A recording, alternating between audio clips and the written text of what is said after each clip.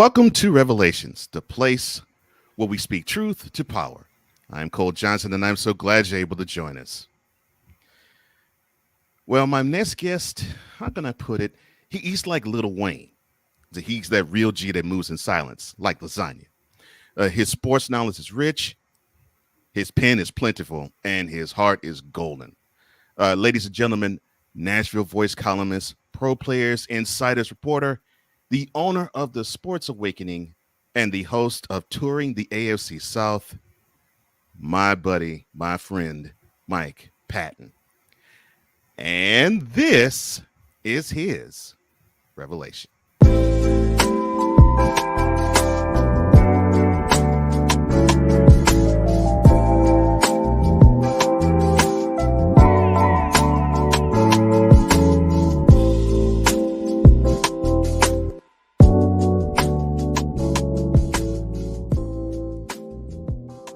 How you doing, Mike? How's everything? I'm doing great, man. I'm doing great. You talked about a few things that I've done over time, and I'm like, wow, man, I'm thinking back on those things, man, and their effects on my life. Yeah. And obviously, all of them have had a huge impact on it. So, yeah, we'll talk about a little of those things and, of course, a few others. And, man, I've been looking forward to this conversation actually being taped, not necessarily just having us have this because we've known each other for years. But I've been looking forward to having this conversation recorded for a few years. So it is a pleasure to have you, man. And look, beyond what you have had happen as of recent, just simply chopping up with you is a wonderful experience. So I'm glad that you're able to take out some time and break bread with your brother. Well, man, hey, I definitely appreciate the opportunity, man, and I'm always thankful for another opportunity to, I guess put myself out there a little bit more than what probably I usually do. Yeah.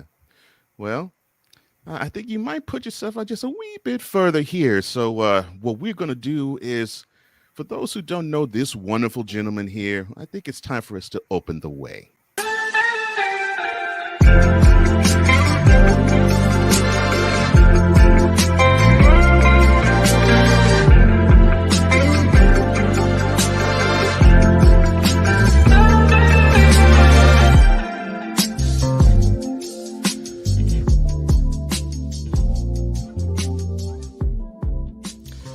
Now, open the way is when conversation starts because vulnerability enters the room.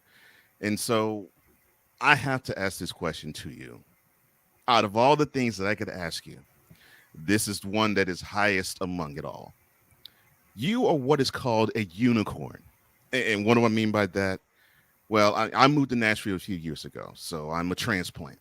You, though, you have been born and reared here. So how was your experience growing up in Nashville?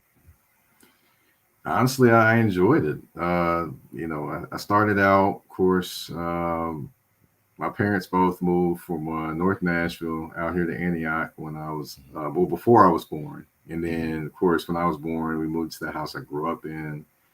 And, from there, just being involved in sports, man, in the city. I still can remember when the Titans first got here to Nashville and the excitement. I was a senior in high school. Right. And before that, we had the Predators, I believe. And just basically, then, yeah. Mm-hmm. So the excitement was here, and just watching the city grow and evolve has been interesting. Sometimes frustrating, but definitely been interesting to watch and see happen. Yeah. And one of the things that I've actually had the joy of just knowing you, just looking at Nashville from your eyes, it's interesting because you get a different viewpoint of a certain city when you talk to somebody who has had his roots or her roots there. And just to have you look at the city the way that you do, it's totally different than how I do. It's an education and a half, really. So, okay, you see me as a transplant. So as a native Nashvilleian, how does it feel to live in a city full of them? Honestly, there's more people actually from Nashville that live here than what people want to give it credit for. But to see all the different transplants, it is what it is. Welcome to the city. But it seems like sometimes the city kind of caters a little bit more to people that are moving here as opposed to the people that are actually here in Mm, general and been here. So that's kind of a little bit more of the kind of frustrating issue. But other than that, I mean, hey, it is what it is, and welcome to the city, and hope you can contribute to making the city a better place. yeah, yeah. I felt that energy, and hopefully I have done that in the years I've been here. All right, so Nashville gets hyped up for many things. One of them is music, obviously, uh, but there's other things that the city is known for that seemingly many outside of the area do not know. Like it is an education hub, it is a medical hub. So I'm thinking, considering that your family is here and you seem to have a knowledge in so many different things, that education was stressed upon you. So how important was that with your family? As far as education, it was definitely stressed in terms of education. Just kind of a transparent moment. I was the first in my family to graduate from 4 year college, so it was definitely stressed to education. However, it also was stressed to use the vehicle of sports to get you to college Right. and then kind of help you succeed from there. So that was one big thing my dad actually stressed with me growing up, and it's probably one of the reasons, not one, well, one of the reasons I should say that I continued to play sports as long as I did Mm-hmm. growing up. Yeah, yeah, and we'll definitely talk about your sports prowess, both on the field and with the pen. Definitely a little later, because I always found that interesting about you too, and I never really got into all of that. So, what kind of things drew you uh, as a child? What type of interest did you have when you were growing up? Honestly, I had a lot of interest in just sports. I Mm, really loved watching sports, loved talking sports. I mean, WGN is probably the reason that I have any of well, two of the three teams that I love watching in mm, terms of teams that I follow, in terms of the Cubs and the Chicago Bulls, was because of WGN. So, uh, and actually, I learned how to watch Wimbledon and learned how to understand tennis actually because of summers sitting at home with right. Wimbledon being the only thing on TV during the summer. So, sports has been a big key to my life. A lot, as well as family, because I can always remember a lot of family gatherings with whether it be Fourth of July when I was a kid, how everybody coming to my house. Um, let's see, well, not my house, of course, my parents' house, but of course, Thanksgiving with all the going to people's houses, going to my cousin, my aunt's house, and I just remember all of those gatherings of different places where you went on different holidays and just family. So those things are, I would say, those are the biggest things I could say that kind of influenced me growing up is family and sports on the just those two things definitely.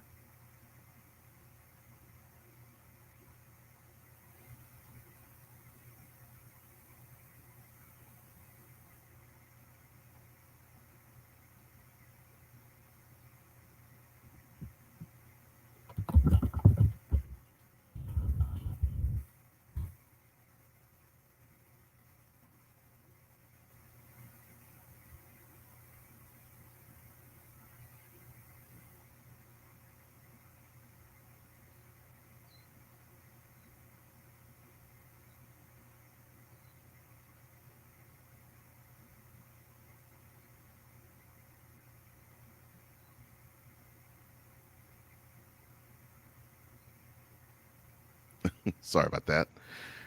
My bad.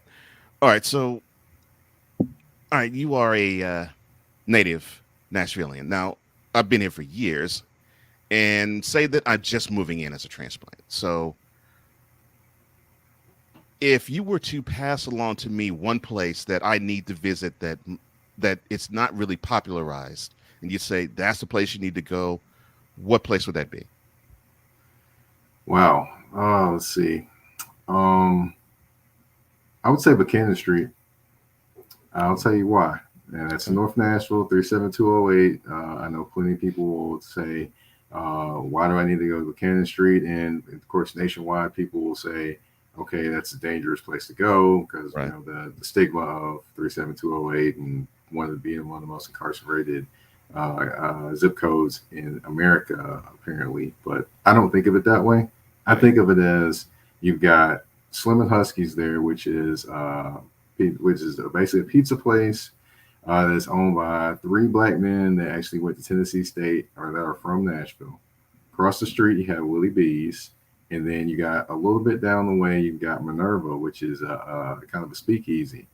All three are black-owned businesses. You have Trenches there. That's kind of different colored, tricked-out shoes, clothing, things like that. That's owned by Titans cornerback Christian Fulton. I think it is brother, I believe, and you just have a lot of history on that street. You go down further, you got the fish place down the street.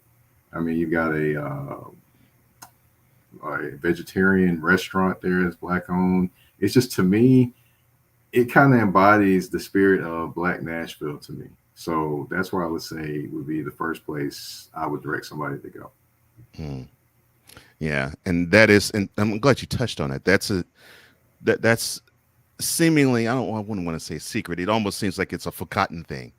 The rich heritage of Black Nashville, and when you were going through the laundry list of places, I'm like, yeah, I've seen that. I've been in there. I've seen that. So yeah, I totally agree with you there. Well, as a wonderful guest that you are, you definitely sufficiently opened the way, sir. So I totally appreciate that.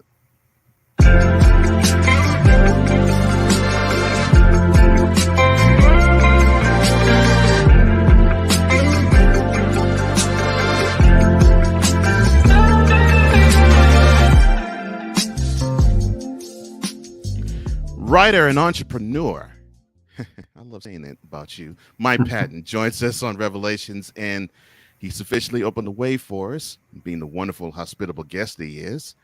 It's time to walk on something that Nashville knows a lot of. We're going to walk across the bridge to prosperity.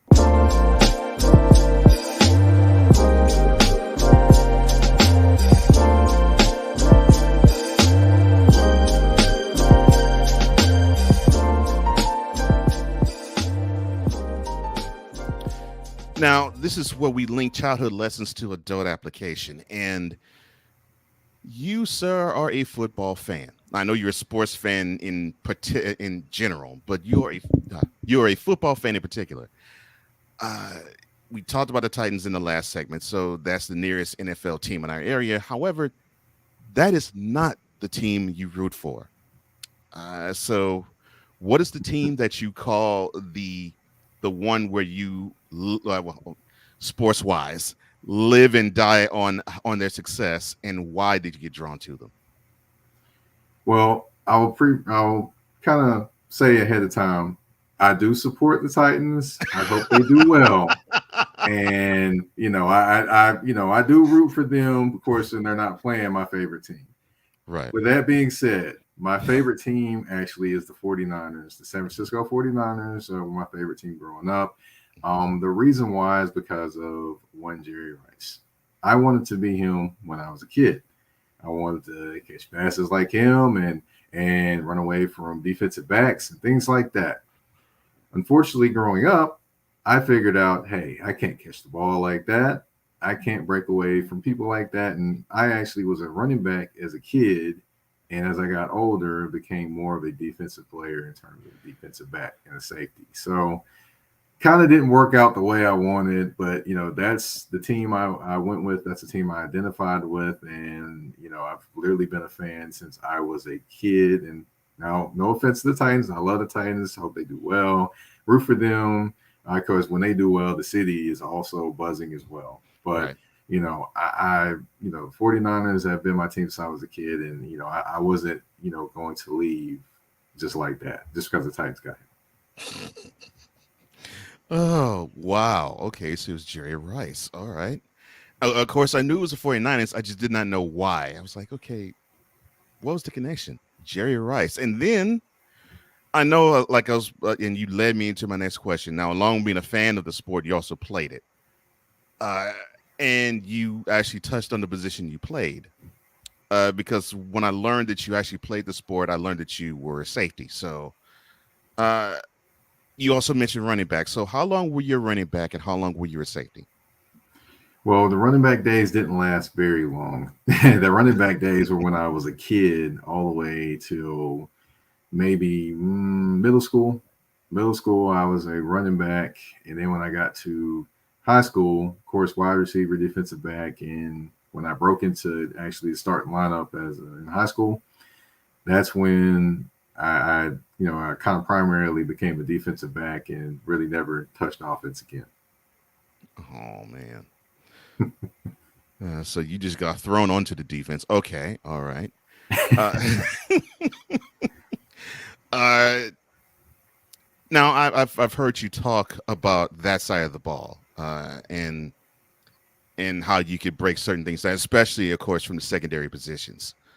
Uh, did you like playing defense, or were you a frustrated offensive player playing defense? I actually enjoyed just playing in general. Yeah. Playing defense was fine with me. I mean, that's where I probably had one of my high school highlights. Was definitely playing defense when I was in Alaska, actually playing a game my junior year of high school.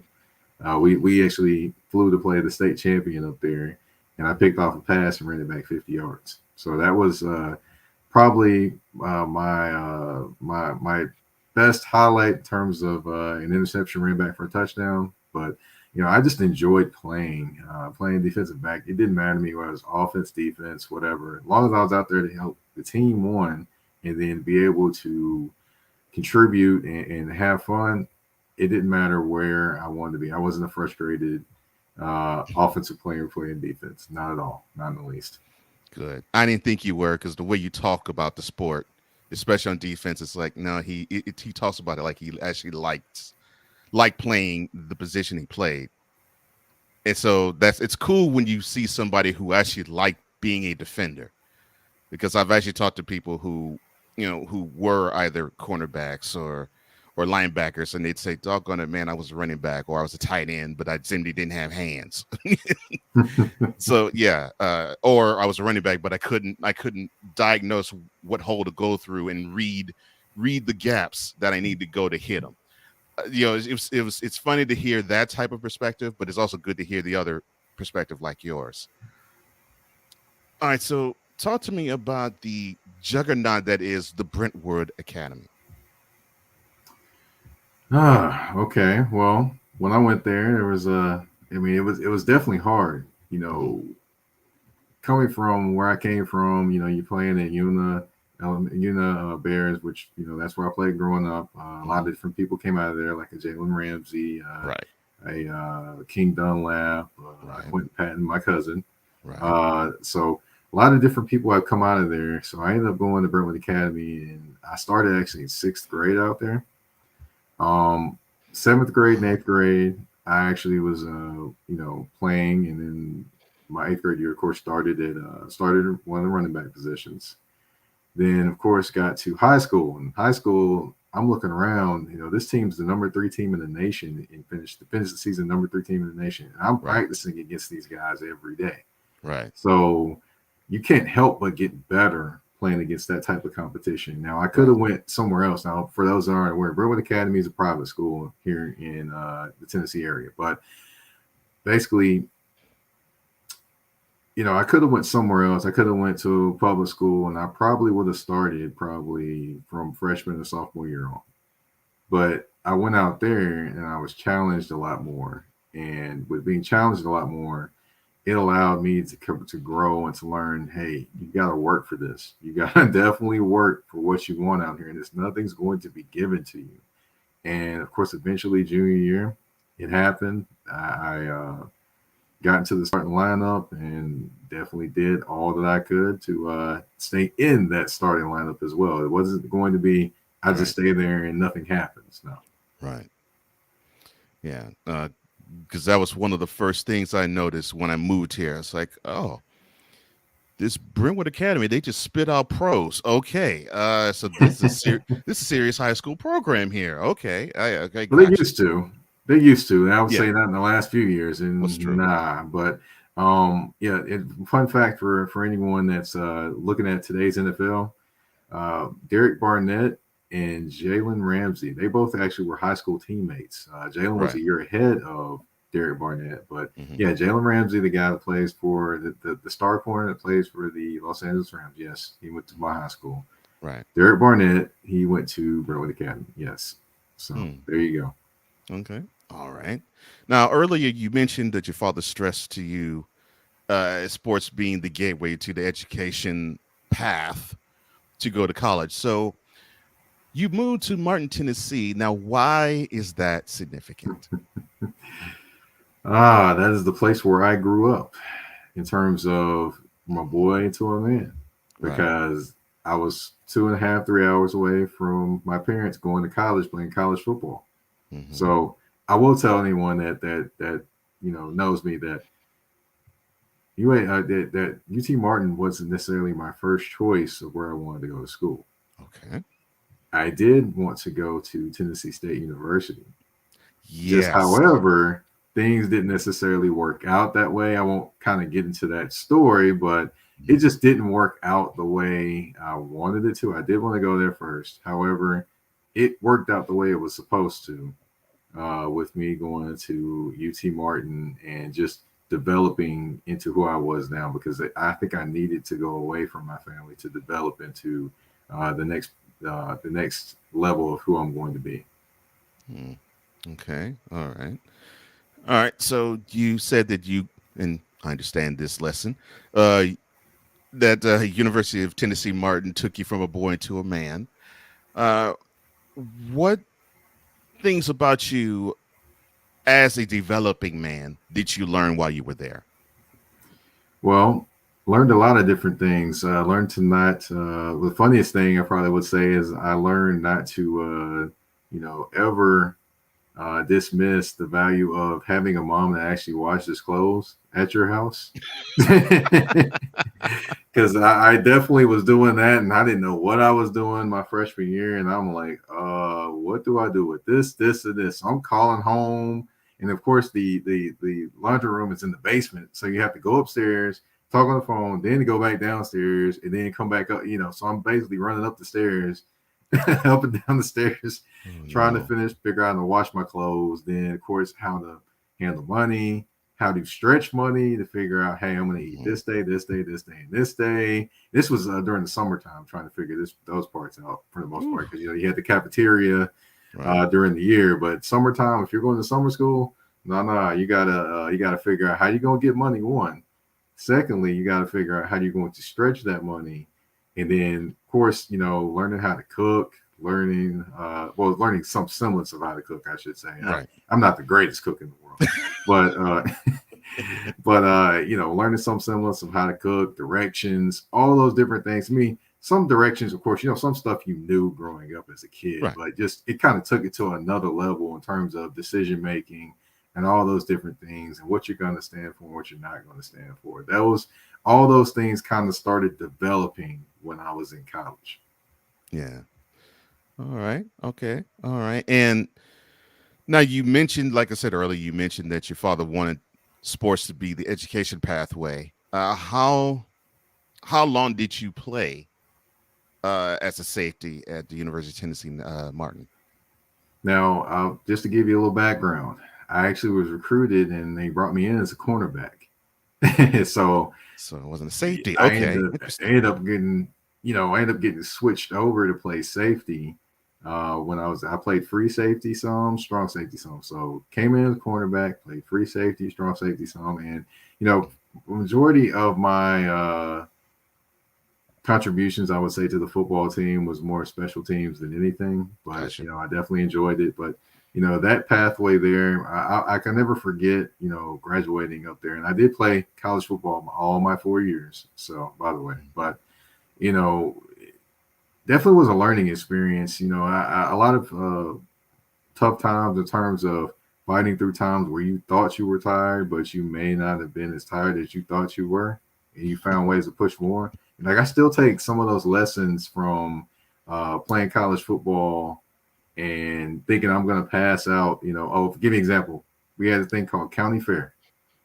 And I'm thinking, oh, we're going to go see the county fair. In my mind, I had no idea what county fair was. No, no, no. County fair was about 8 drills. You're going to do these drills and you're going around all these cones doing this until the coach decides to blow the whistle. You got to run to the next station. And That do one, that drill. Ooh, man. that that was that was rough. That was rough, but and of course, at times you thought, how am I going to make it? How am I going to do this? But those lessons on the field, I would say, propelled me into some of the other things that I've done, and kind of, at your darkest and deepest times, you can kind of pull on those kind of experiences. Wow, man. Yeah, I agree. I agree. A lot of athletic things that we do, especially in practice, it definitely forge a lot of lessons that you can learn in other arenas in life. So that is totally true. Wow, you sufficiently walked across that bridge, sir. I appreciate that journey. Yes, sir.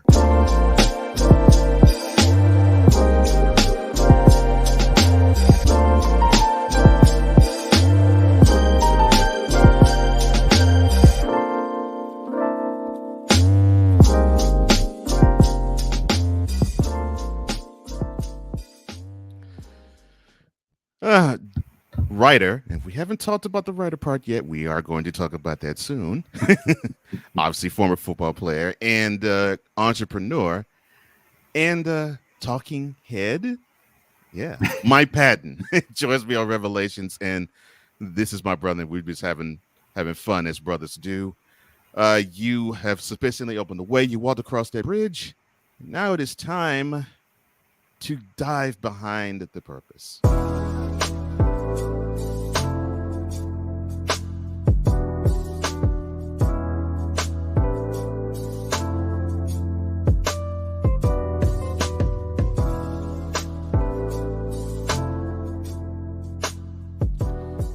Now, in the behind the purpose, this is the reason why we function the way we do.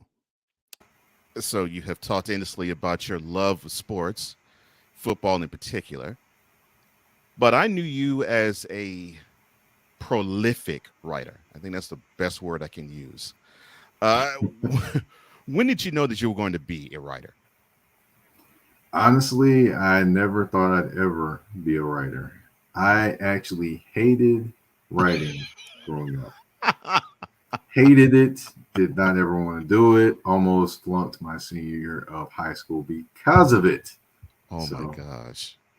yes. So I never thought ever I would be writing a sentence, let alone articles.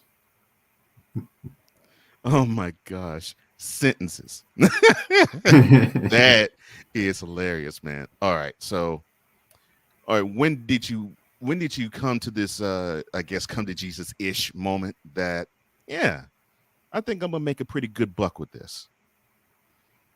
Honestly, that didn't happen until maybe a little later on in the journey, I would say. But Hmm. as far as starting writing, Hmm. it happened, and I've told this story on other places as well. But Hmm. um, it didn't start until my wife actually. But my wife actually was my fiance at this point in time. We were Hmm. driving back from Atlanta. Hmm. And I can't remember exactly what I heard on the radio, but I heard something on the radio and was like, I can do that. I can do that. I mean, anybody can do that. It just was so frustrating that it just, whatever article or piece they were talking about, it was 92.9 the game I was listening to. We were driving back from Atlanta here to Nashville. Hmm. And the next thing I hear is, well, why don't you do it? Of course, that's my wife telling me, or my fiance at the point in time telling me that, hey, why don't you do it then? So it started out as Sounds like a basically a dare. personal challenge. So that was the birth of me ever writing anything. You all can thank my wife. And we will talk about that wonderful wife of yours later on in this particular segment. Because I had a figure, I had a, I figured that she had a huge hand in how your journey has progressed to where it is now. So we talked about your football journey. You actually said that played, uh, you played prominently in high school. You played all 4 years at college. Were you ever considered a pro prospect? No, I was Mm, not considered a pro prospect. I know I had teammates that definitely were being looked at, but mhm, as far as me, no, I was not considered a pro prospect, and I kind of understood that more as I continued to kind of go through my college years, and I'm getting to my sophomore junior year, and I'm understanding I'm not probably not going to be a pro prospect, and I'm cool with that. And coming to grips with that is a big thing that you have to do. You can't necessarily be like, okay, cool, well, I'm gonna do this, this, this, and this. But when you kind of understand where you are and what you've done, and kind of that you've achieved the first mission that was set out for you, then you think it makes things a little bit easier to kind of maneuver along. mm. Yeah, yeah. I understand that. I totally understand that. And that seems to be, and well, you've witnessed it even more closely than I did. I know that sometimes is a journey that's difficult for some because they use any type of athletics. It could be football, it could be even baseball, it could be basketball. They use that avenue to get to the pro level, and they figured, okay, once they get there, won't say their life is made, but the road to living the life they want is a lot easier. And for many, that cold hard reality of, well, your journey stops here can be quite difficult for many. So it's great that it wasn't for you, though. Yeah, I knew exactly what it was going to be, and you have to, definitely come to grips with that. It isn't necessarily, I would say, it isn't necessarily the easiest thing because you're making the transition out of something, not necessarily by your own choices, but Right, just because that's what's coming. right, yeah, yeah, and I know that's it's difficult for anybody, especially for you since you had that honed into you. Well, athletics will be the gateway to what you do, and it'll be the ultimate building block for who you will become. And I can understand that. I can understand how that would be a hard 21, 22, 23, just being a normal 21, 22, 23-year old. It's hard to just simply get adjusted to certain things in life. To do that, and you've been disciplined in athletics, and then all of a sudden you hit that brick wall and you can't really advance athletically any further. Yeah, I could totally understand how that's difficult. Yeah, Ugh. it is, but of course, the transition from athlete to being a everyday kind of a citizen. I will say that the time that I spent on campus after I played college football to try to finish up my degree, now that was the time kind of where you started to kind of Hmm. assimilate to being the everyday contributing person to society. You kind of started that transition, I should say. Gotcha. All right. So, you mentioned your wife, who was your fiance at the time, who gave you a wonderful, loving nudge to go into the world of writing. So, how huge of a role has your wife and even your daughter later on in your journey played in the motivation to create and to write and to do what you're doing even now?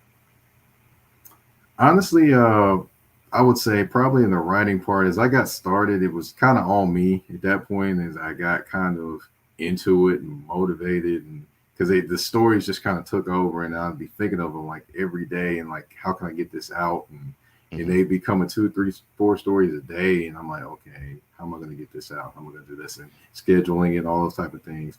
Now with the scheduling it and kind of managing my time. I would say my wife has definitely shown me a few things there, definitely for sure. Because of course, if I don't manage my time well, it doesn't make the house go flow very well either.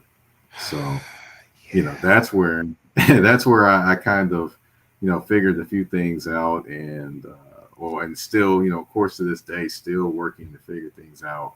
As far as my daughter, Hmm. um, to me, I wanted to show her that you could do things and you could grow and you could, do the things you want to do. You put in hard work, you focus on what you need to focus on, that you can be what you want to be, or you can say that you've done all you can to do what you want to do.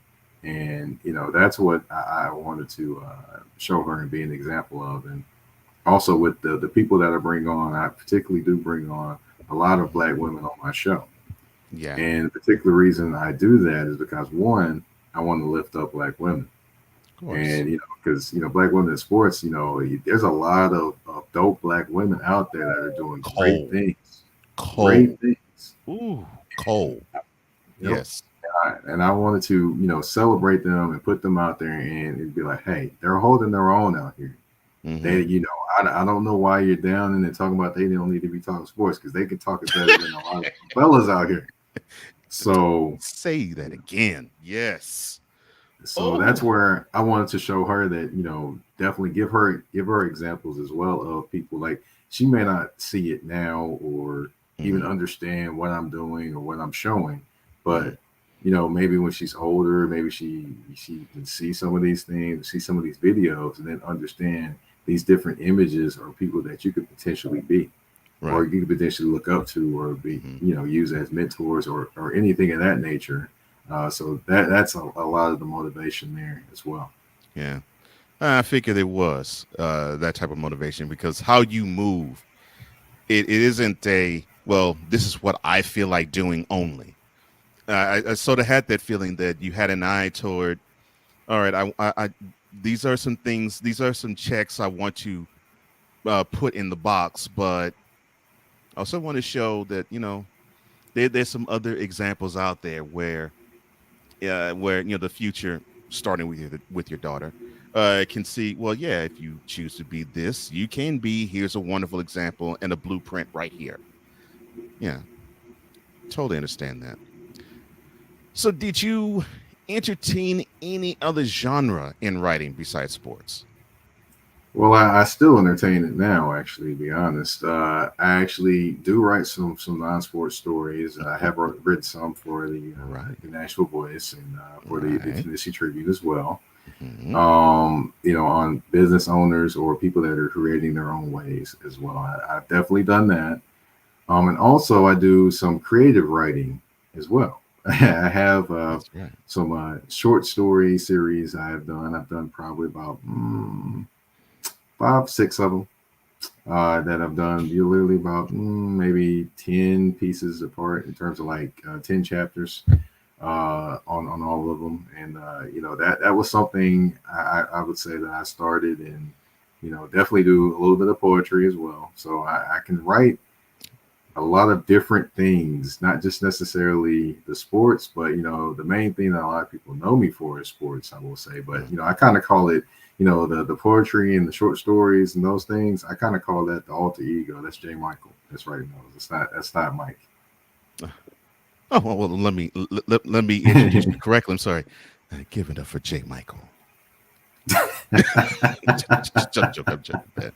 Uh, and that's exactly why I said prolific because I knew it was like I know this brother wrote a lot of stuff outside of, and he wrote a lot of sports articles, but I was like, he's wrote a lot of stuff that's not sports related. And I wanted to know if that was something that you off the rip wanted to do, and it sounds like it was because I already know you did, but it sounds like it does, and it did, and I can tell, man. Yeah, you're gonna explode so many different lanes. So what was your initial goal as a writer?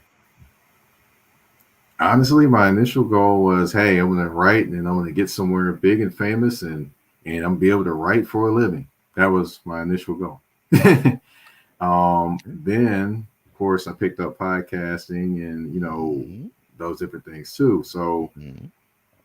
I really, I'm following what God is laying out for me. To be Yeah. honest, I have different goals and things that I want to make. Like potentially doing this for a living would Of be an course. ultimate goal for me.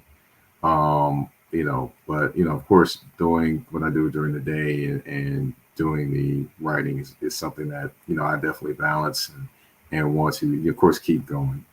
Um, ultimate goal would be definitely be to do this for a living. Yes, and be able to do different lanes for a living. I should say, Right. not necessarily just be a sports writer or a sports podcaster or a producer or anything of that nature behind the scenes, but Mm-hmm. also be able to kind of get the creative writing out and maybe flip a couple of these short stories into actual screenplays or something. Yeah, definitely. Yeah, totally. I can see you doing that. Oh man. Okay, so the biggest aspect that I know about you, I know you're a family guy. I know you have a lot of interest in a lot of different lanes and you love sports. That's definite. God is extremely important to you. So, when did your walk with Christ begin? And how has it progressed since then?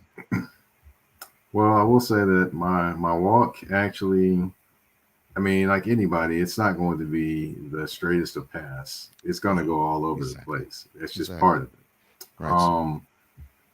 Of course, as a kid, that's literally, going to church every Sunday. Baptist church is where I grew up in. Spruce Street Baptist Church for those in Nashville. That's where I Mhm. grew up. Of course, went there. My mom would make sure I was there every Sunday. Got into, of course, you have the Easter suit on Easter Sunday, those different things. But, Mhm. 'cause, growing up, that was, heavily pressed upon me that, hey, without him, not a lot of these things are possible. Right.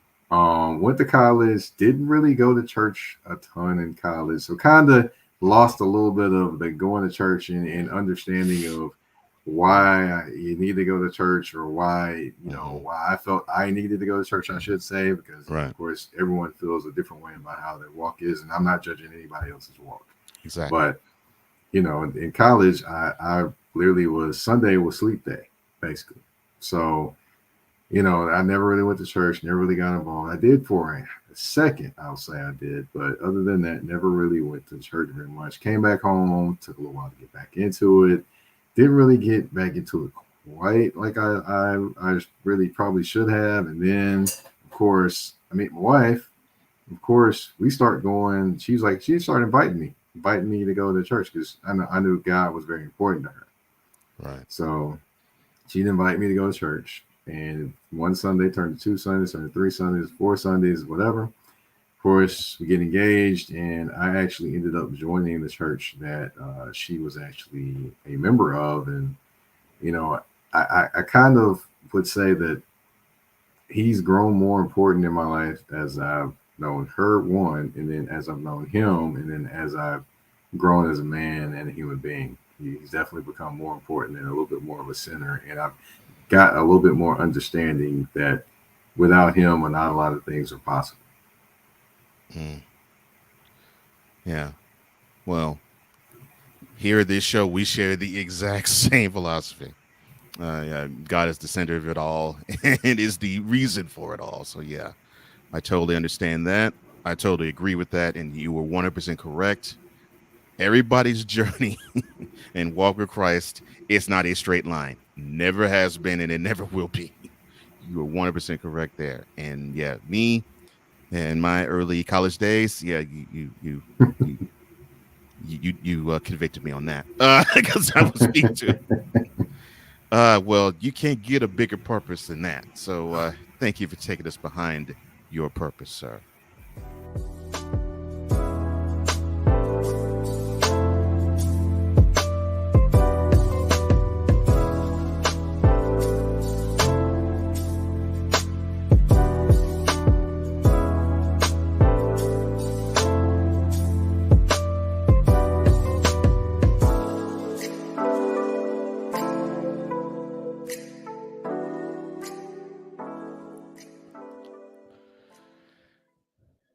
Writer of so many different lanes, and entrepreneur, and as I said, talking head earlier, Mike Patton joins me here on Revelations.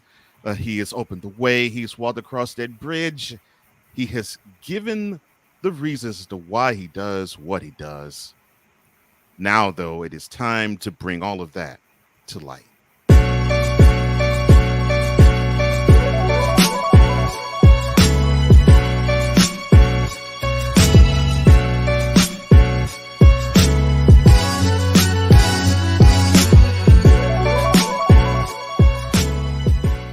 Now, all of us shine in a unique way, and that's why we say bring the light.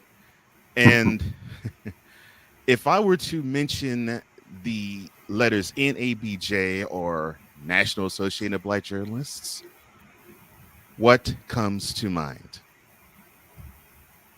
Opportunities.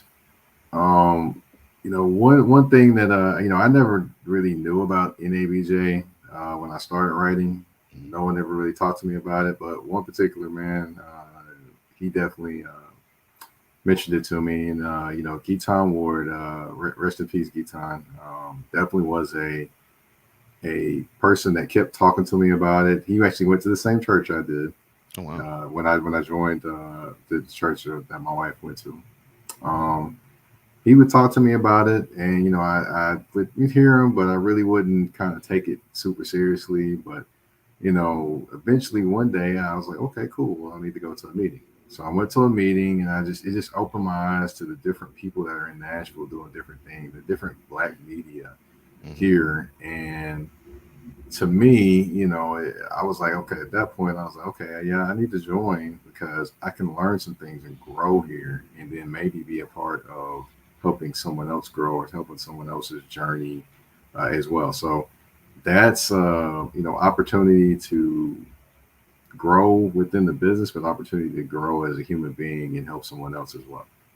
Mm. Yeah, yeah. And every time I hear someone who's affiliated with, no matter if it's the national chain or even the local chain, because Nashville also has that too, uh, that seems to be the forefront thought. It's I want to gather all the resources that I possibly can because it could probably expand my reach, but then I want to help others attain what I'm attaining with this union and with this collaboration and with this entity. You're not alone basically, and I love that aspect of NABJ. I always have.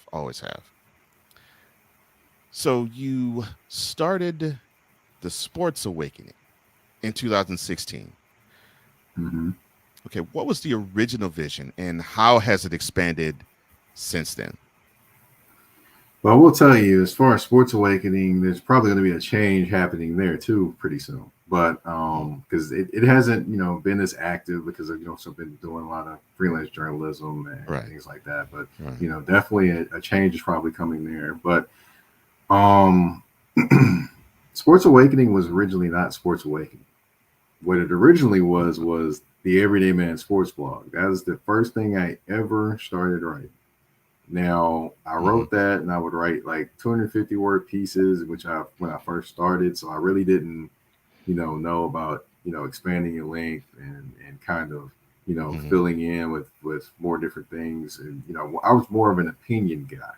Still do have that within me, of course, Of obviously, but course. I do, I am able to expand that more. But it was Everyday Man Sports Blog, and I would write that and write that and write that. And then one day it kind of hit me. I'm like, or people kept telling me, I should say, that the Everyday Man Sports Blog. That's a long title there, sir. You might want to think about changing that. So thought on a few things. I was like, what can I change it to? What can I do? What can I do? And then Sports Awakening, it kept hitting me, Hmm. kept hitting me, and kept hitting me from different places. And I was like, okay, cool. This is what I'm gonna go with. I ended up getting a logo and looked at it, and I was like, wow, this is great. God bless the soul that created that. Um, and then I had someone work on my website, and then boom, next thing you know, it drops on my birthday in 2016. So All right. yeah, so that's where it started, and kind of it was just a kind of a maturation of the Everyday Man Sports Blog to kind of go into a different professional level at that point. Everyday Man Sports Blog. Okay. Because I mean, that I'll tell you why I get named it the Everyday Man Sports Blog. Because the way I saw it was, I'm writing sports for the everyday guy that goes to work and does a 9 to 5. That's the Right. way I kind of saw it at that point in time. That makes sense considering what I know about you because you have that approach of, I do know a lot about, especially football. I do know a lot about this area and this genre, but I want to speak it in a way that, like you said, the everyday person, especially the everyday man, could relate to and understand it. So I Right. totally, I mean, you're that way even now. So I totally understand that. That makes even more sense about that, about you with that. Okay. Everyday sportsman. Ah, nice. All right. So I did ask earlier if you entertain writing in another genre. Of course, you said you did, and you do. And you currently write for the Nashville Voice. Now, how did that opportunity come about? NABJ is the reason that came about. I thought so. Okay. An NABJ member at that point in time was working with the Nashville Voice, and of course, my name came up as, "Hey, you got to get this guy." I was Nice. like, "Wow, are they talking about me, or are they talking about somebody else? Are you sure you talking about me?" You know, that's the way you know, honestly, you know, all the times when people will tell me that, you know, hey man, you're doing great work, you're doing this and other. I'm like, wow, yeah, they really talk about me. I mean, you know, that's literally my reaction a lot, because I mean, I just see it as, hey, I'm just out here, you know, doing my thing, and trying to grow and evolve, and do better. But you know, sometimes people, you know, see, I guess seeing myself through a different lens is kind of something I'm learning more to do. And Right. at that point, he saw me through a different lens. It was like, hey, you know, hey, you got to get this guy. Hmm. Okay. All right. Nice. Okay. I figured that would be a connection through NABJ, but I had to ask because I was like, this is not in his normal lane, which I like that. And you talked about being a freelancer, and I actually got a chance to get to know you because of one of these freelance opportunities. Uh, and this freelance opportunity was the mutual tie that we have to the 3 Point Conversion family. So, what opportunity did that vehicle present to you? Well, it presented me to kind of open up the door to, you know, do a little bit more Titans work, kind of you know, elevate my profile, and just to allow me to do a little bit more Titans work, and elevate my profile as well as write with a friend. Because of Yeah. course the you know, 3 point conversion, those my guys. Oh So yeah. you know, so that kind of opened the door to being able to write with friends, and family, and being able to help out in that aspect. Yeah. Yeah. And yeah, shout out to my man, Mr. Controversy. Yeah, I missed you. Okay, sorry. Uh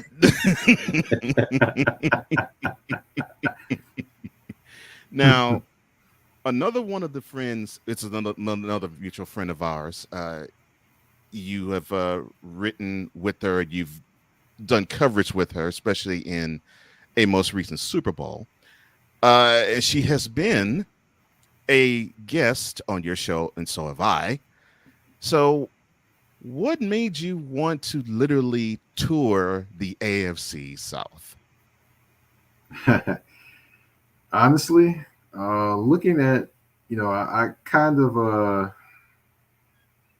looked around, and you know, I live in Nashville, of course, Mhm. and I see the Titans games. I looked around, and of course, I'm not getting a Titans game. I get a Colts game, a Jaguars game, or a Texas game.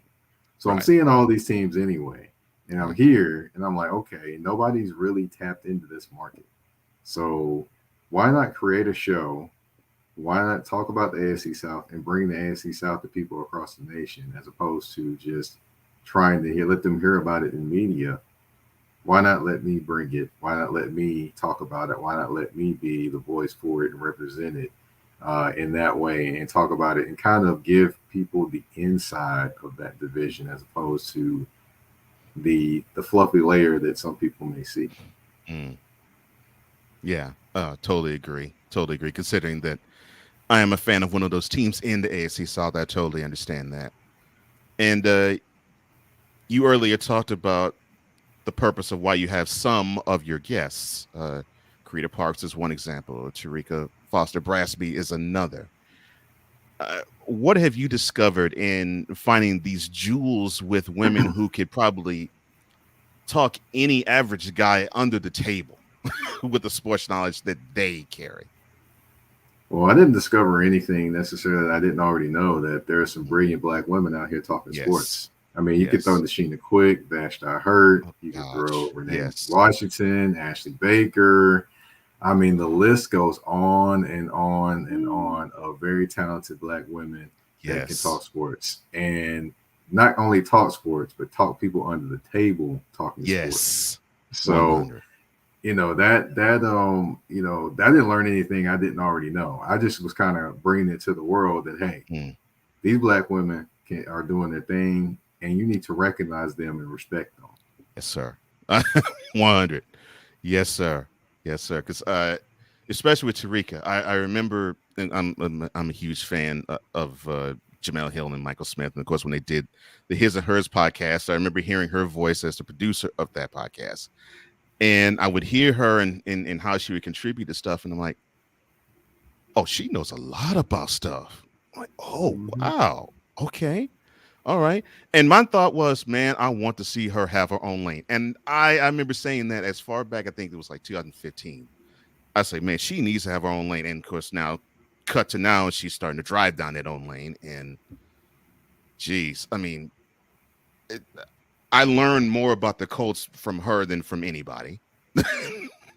And then there's the WNBA stuff she knows that she probably can educate me on a lot of. So it's like, wow, yeah, this woman knows a lot of stuff. And yeah, she's one. Yeah, definitely Vashti Hurt. Definitely Ashley Baker. Oh, I love Ashley Baker from the standpoint of she. From what I understand, she's a huge Cowboys fan, but she's not. How can I put it this way? Obsessive with it. She's honest with it, and I always love that aspect of it. And she's so entertaining with the knowledge she has with it too. So I'm like, wow. So she has a presence and she has knowledge. Yeah, and then there's others.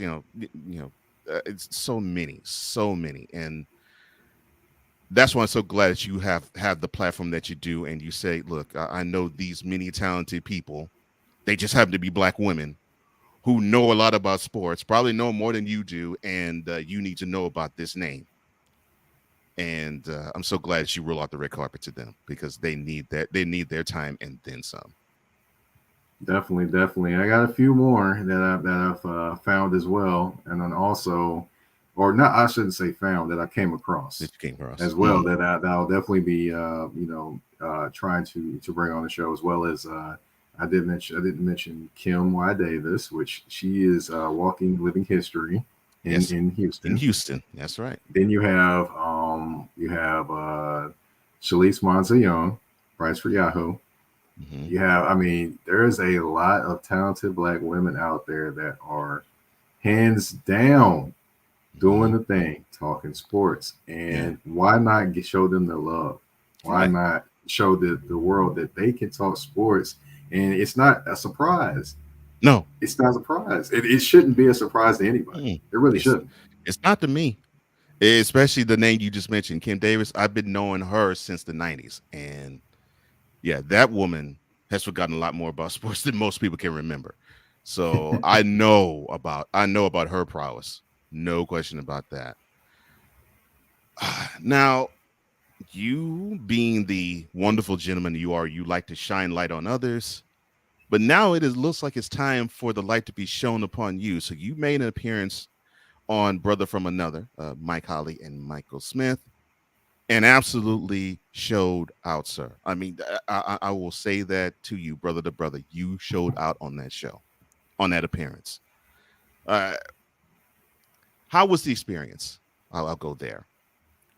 I mean, it was honestly surreal to me. And be Hmm. honest, I jumped in. Of course, we were doing it, via online, Right. and before I go on, of course, I got in there a few minutes early just Right. to make sure that I was in there and everything was set up good and good to go. Right. And they jump on the screen, both of them, Michael Holly and Michael Smith, Hmm. and they, hey, how you doing? This. Hey, just be comfortable, be yourself. Remember, hey, you're the guy. I was like, wow, they Nice. really just tell me I was like, huh?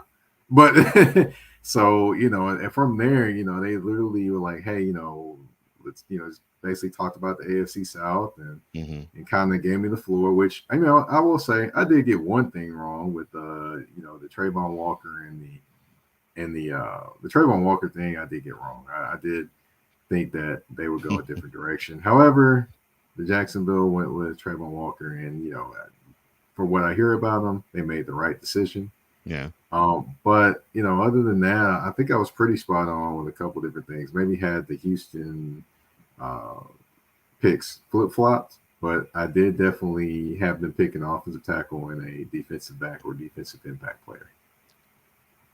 Look, being a Texans fan, I don't blame you, brother. Considering that the considering they still are dealing with the Deshaun Watson residue, I don't blame you. Because I don't even think they have a clue, even now at Man, this moment. it's going to be interesting in Houston. I'll tell you that. The best thing they did this week, put out the red helmets. Now everyone's talking about the red Yeah. helmets and not thinking about the other issues going on. Oh, I'm glad you mentioned that because I was wondering. I was like, why are they releasing this? I really don't care about these red helmets. And then of course, it was a Hmm. 3 card money trick. There you go. The art of Yeah. misdirection. Yeah, it's like, oh yeah, we'll just sneak in that we settle with 30 of these massage therapists that start suing Deshaun Watson. Don't look at that. Look at these pretty shiny red helmets. Man, yeah. The art of misdirection. hmm Yeah. Mm-mm-mm. All right. So let's see, you cover all 4 teams, not necessarily directly, but indirectly cover all 4. You maybe slightly directly more cover the Titans, but from each team, what have you learned the most about the coverage that others, that your guests have come upon, have imparted upon you? One thing I've definitely learned about the coverage and learned about the different things is that different people, of course, pay attention to different things when they watch teams. Hmm.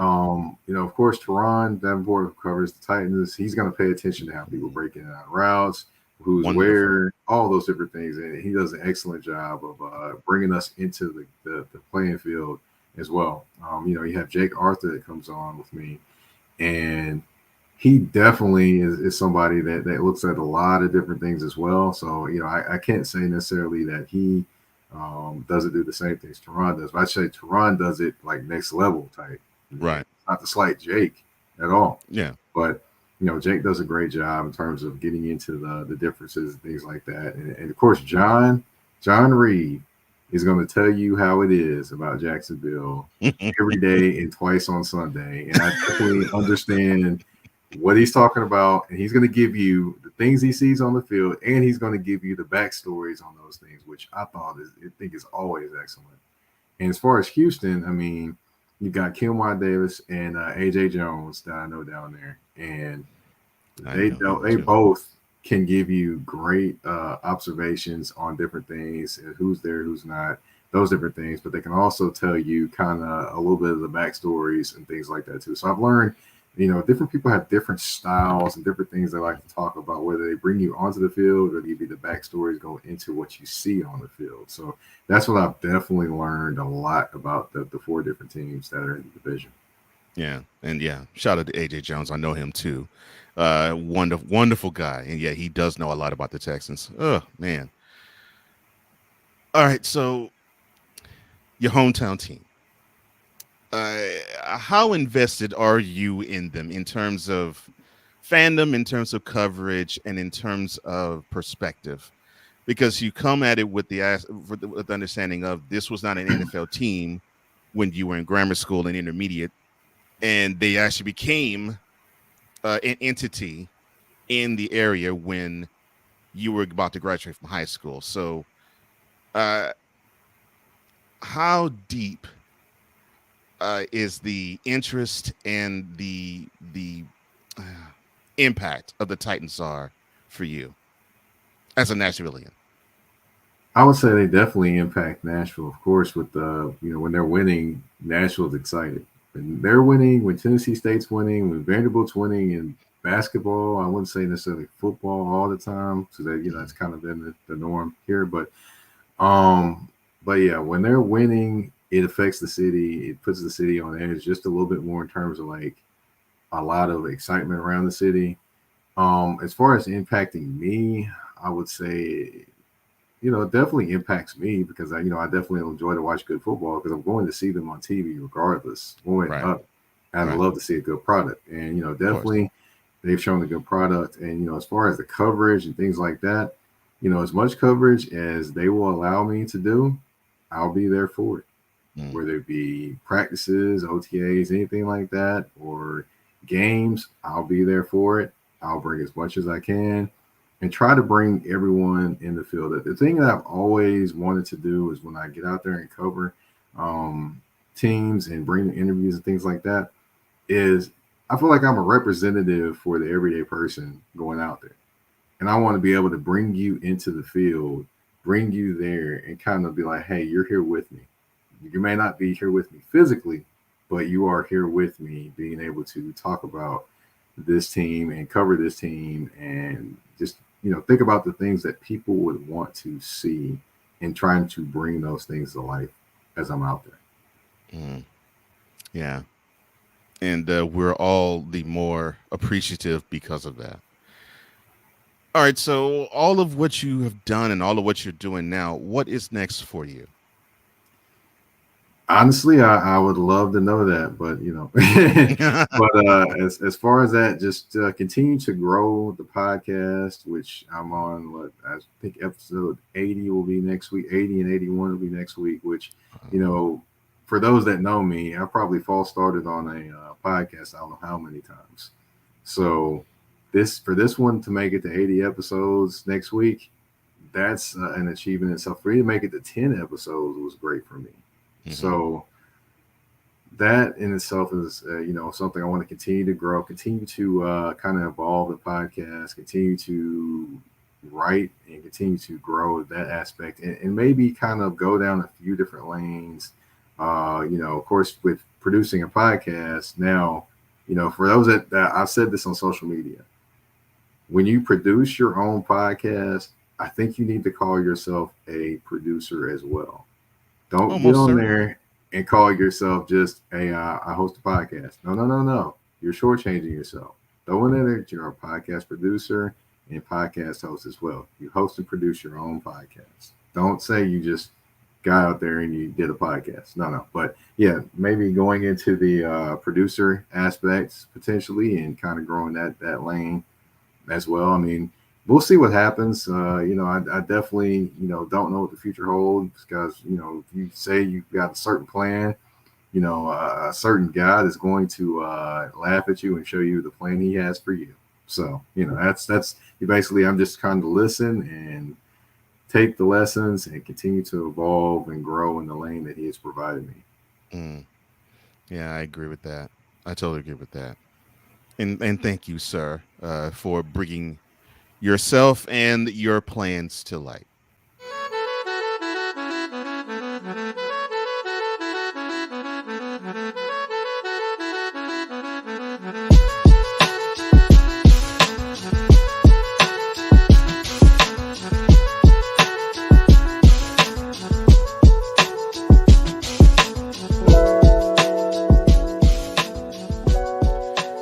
As I've been taken to task, podcast producer and host,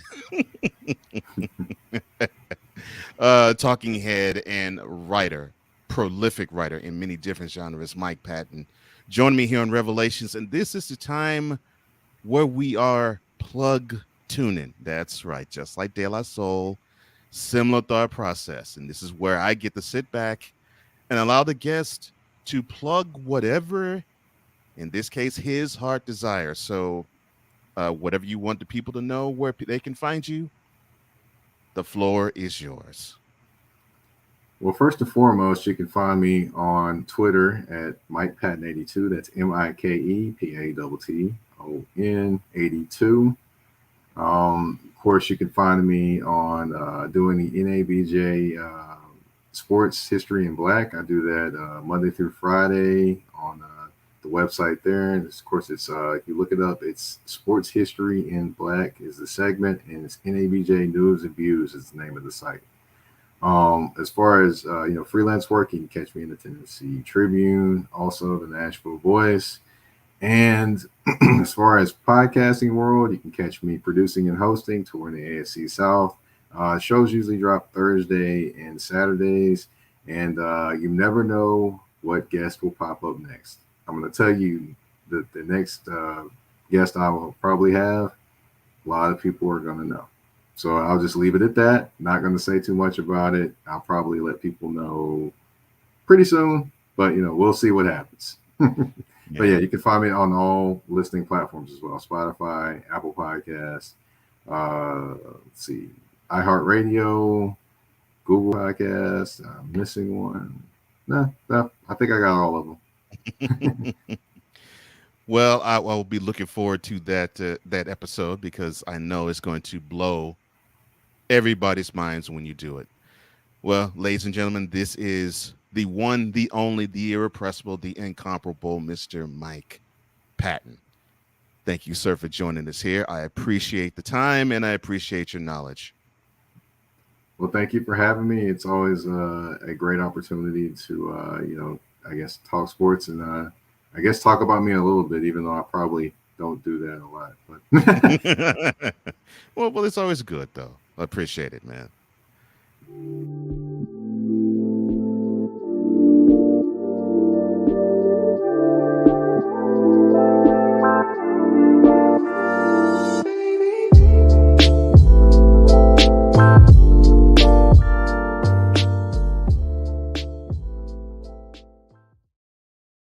Many thanks to Mike Patton for giving us his perspective on life, which was sports and writing and many other things. And why don't you join us every Tuesday on YouTube or even live with certain shows as well? This is where you will get a different perspective and a different person sitting in the guest chair each and every week. For changing the world one conversation at a time, I'm Cole Johnson, and this has been Revelations.